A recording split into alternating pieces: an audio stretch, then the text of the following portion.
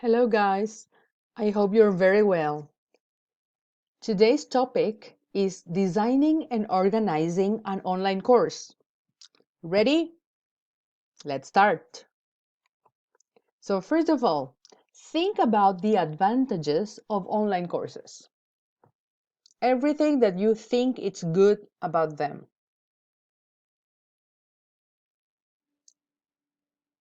Done? Okay, so first, let's take a look at this quote.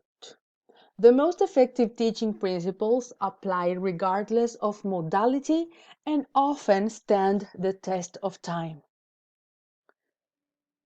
So reflect about this, that sometimes it doesn't matter whether it is personally or through some kind of internet medium, it will still work. It has to work if it is good.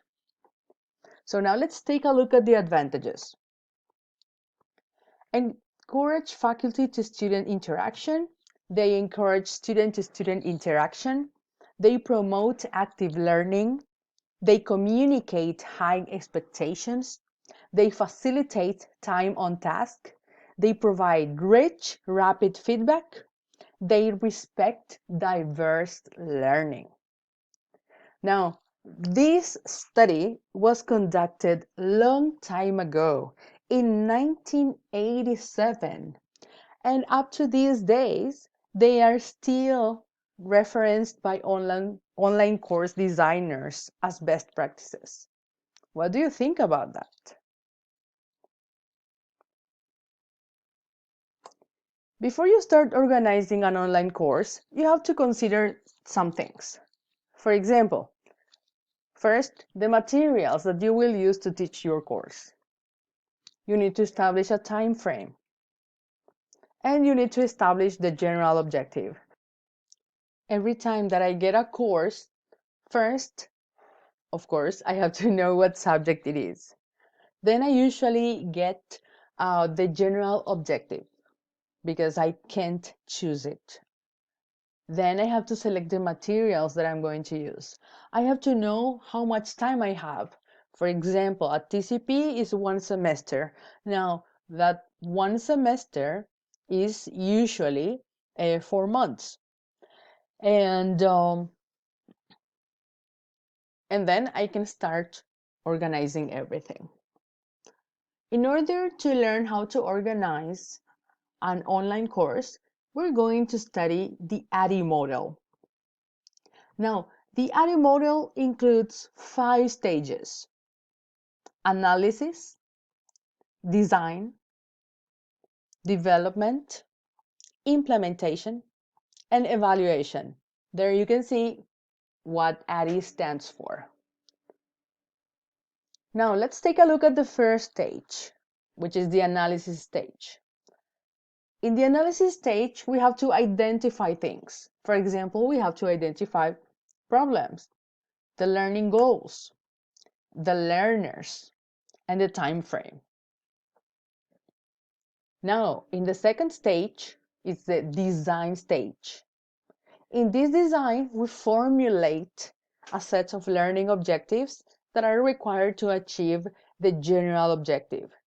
Of course, we need to use Bloom's taxonomy in order to formulate good objectives. We have to define the order in which the objectives should be achieved. That is the sequencing. And then we have to select instructional, media, evaluation, and delivery strategies.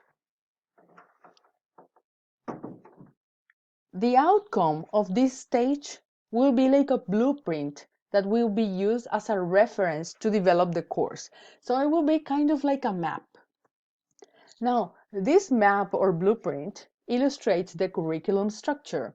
For example, its organization in courses, units, lessons, and activities, the learning objectives associated with each unit, and the delivery methods and formats. For example, interactive self-paced materials, synchronous and/or asynchronous collaborative activities to deliver each unit. Now let's take a look at the third stage, which is the development stage. This is the actual moment where your content is produced. The content can vary considerably depending on the available resources. For instance, let's think about a Paraguayan situation right now. If you would create an e-course, well, if you would migrate the whole school system to some kind of distance learning, what are the available resources? Okay, so probably for some people would be internet, for some other people will be just WhatsApp, for some other people will be TV, and for some others will be radio. So everything depends on the available resources. And then you need to develop your content. For example, PDF documents, audio files, video files, the assignments, and the tests that you're gonna use. Now let's take a look at the next stage, which is that's right, it's the implementation stage. So as you can see in the picture, this is the teaching time. This is the actual course delivery. In this stage, the content is made accessible for learners so they can actually see and use and do everything that you assign them. And here is where you have to manage and facilitate your students' learning. And last but not least, we have the evaluation stage. You need to assess learners' progress, assess the quality and the effectiveness of the course so you can improve learning activities and content. Okay, now that we have seen the 5 stages, let's see how good your memory is. Ready? So, what does the A stand for? That's right, analysis. And the first D, design. The next D, development. What about the I? Implementation. And the last one, the E, evaluation. Very good. A big applause to all of you. Okay, now it's assignment time. Yay! So, for your assignment, you'll need to write. You'll need to write a description of the ADDIE process to create an online course, or make a mind map of the ADDIE process to create an online course. There are some indicators that you need to consider. Use your own words. The length should be 200 to 400 words, and that is only for the description. Of course, for the mind map, it's not necessary that you use 200 to 400 words. As long as your mind map is very complete, then it's perfect.